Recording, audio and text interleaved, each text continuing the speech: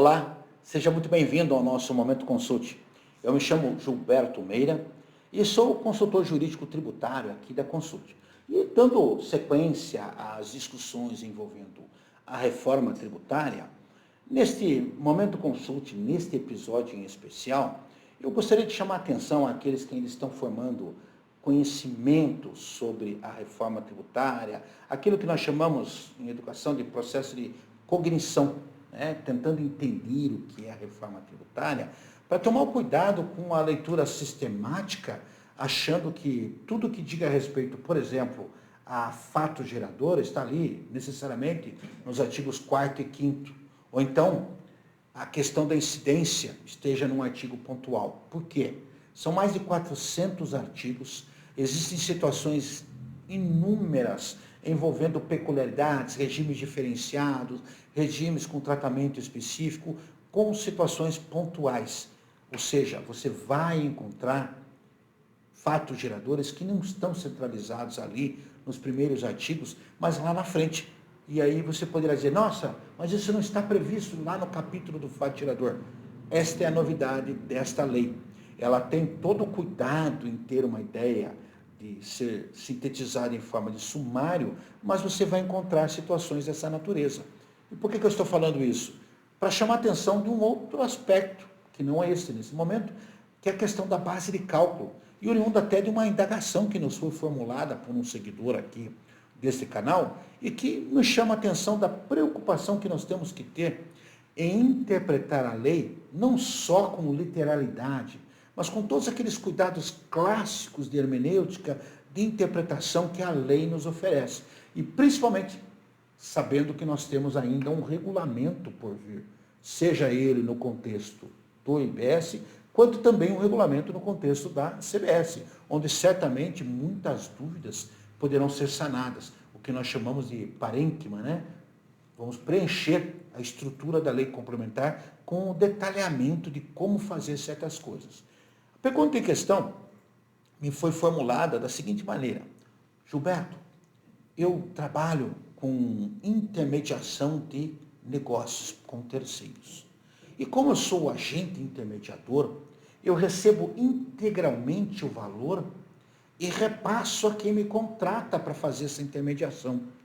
Como é que vai ficar a minha base de cálculo se lá no artigo 12, que trata de base de cálculo, ele prevê a possibilidade de dedução dos valores pagos a título de comissão, ou coisa que o valha, de terceiros, parágrafo 3º, quando nós fazemos reembolsos ou ressarcimentos, desde que o documento represente já o nome desse terceiro, coisa que um agente intermediador não vai fazer. Ou seja, se nós formos olhar literalmente e unicamente o artigo 12, parágrafo 2º, inciso 4º, que diz, não integra a base de cálculo do IBS, da CBS, os reembolsos ou ressarcimentos recebidos por valores pagos relativos a operações por conta e ordem ou em nome de terceiros, que é o caso, desde que a documentação fiscal relativa a essa operação seja emitida em nome de terceiro. Ou seja, equivale a dizer que o terceirizado, que é aquele que está fazendo o comissionamento, teria que emitir ao comprador do negócio, do serviço ou da mercadoria, 2 notas, uma dele e uma do terceiro, coisa que naturalmente não é comum fazer.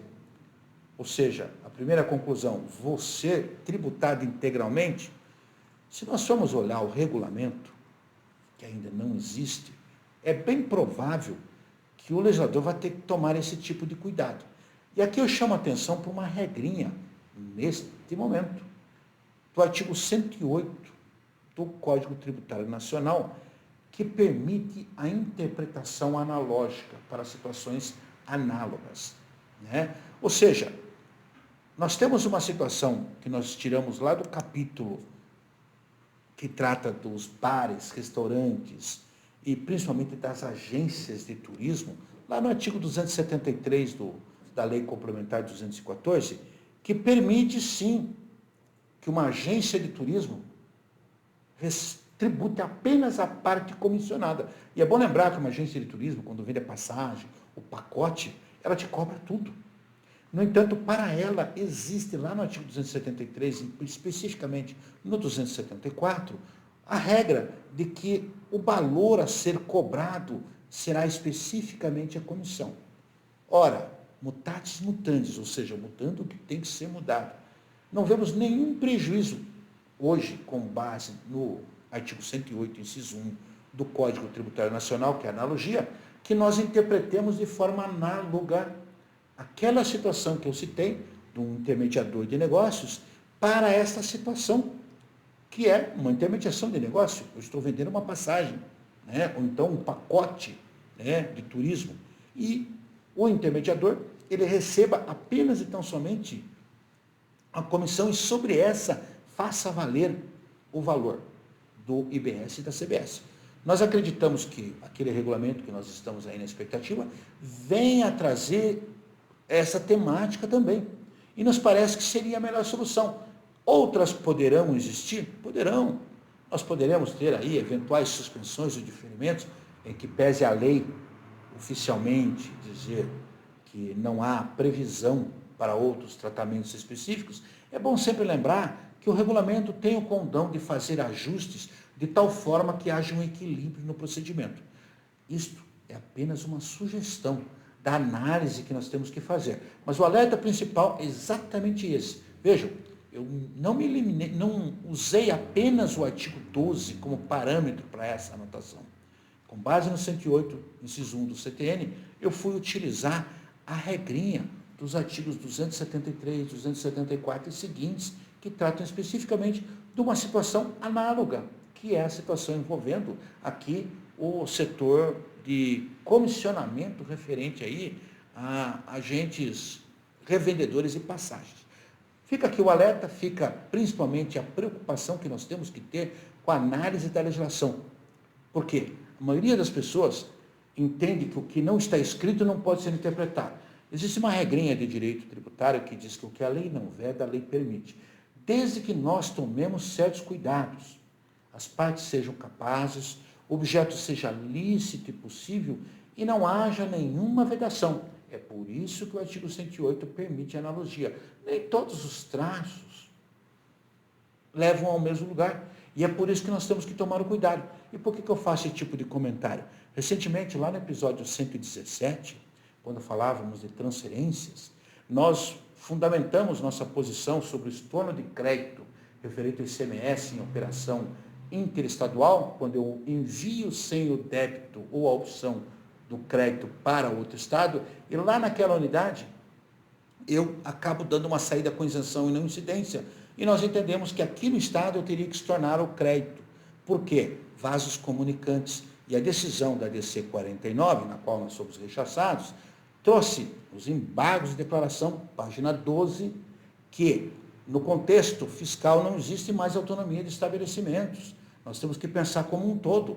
Então isso é vaso comunicante. Se lá na frente eu dou saída sem isenção ou sem a manutenção do crédito, eu teria que se tornar o crédito aqui na origem. Claro que isso vai ter que ser matéria de convênio, vai ter que ser devidamente tratado. Uma analogia é o caso do IPI. Quando você transfere com suspensão, obrigatoriamente, na unidade que recebe, você vai ter que fazer o débito, vaso comunicante. De qualquer maneira, fica o alerta para que nós pensemos a legislação não de forma literal, mas de forma teleológica, científica.